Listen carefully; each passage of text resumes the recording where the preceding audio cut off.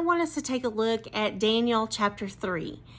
In Daniel chapter 3, I'm sure most of you are familiar with it, but it's the three Hebrew children, Shadrach, Meshach, and Abednego, and the fiery furnace. And we know that the story tells us that because the three Hebrew children would not bow to the graven image, and because of the king's decree, they had to be thrown into the fiery furnace.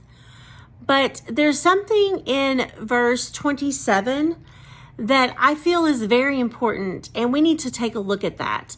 So I'm going to be reading this out of the Amplified. It's Daniel 3, verse 27, and it says, "And the satraps, the deputies, the governors, and the king's counselors gathered around together and saw these men, that the fire had no power upon their bodies, nor was the hair of their head singed, neither were their garments scorched or changed in color or condition, nor had even the smell of smoke clung to them."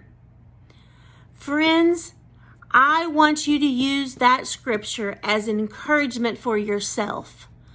You need to remember, these three Hebrew children were in captivity.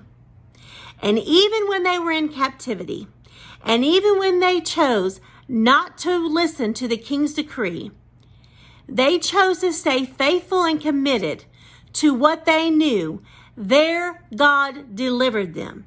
Not only did he deliver them, but look at the miracle.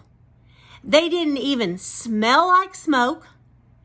None of their hair was singed, not even their eyebrows. Think about the miracle of that. And their clothes. They still had all their clothes on. They weren't charred. It wasn't discolored or anything. Friends, be encouraged today. You might feel like that you're stuck and that you have no way out.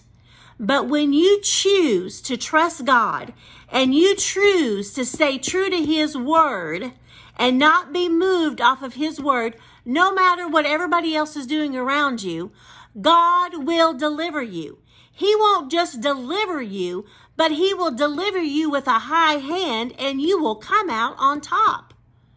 You will find out later in the scripture that these three Hebrew children were promoted. So I encourage you, stay committed, even through the fire, even through the test, and even through the trials. Stay committed to what God has told you, what God has in his word. And God will deliver you. He will deliver you as long as you stay faithful and you stand on his word and you speak his word only. It's his job to back it up. It's your job to speak it, and it's his job to back it up.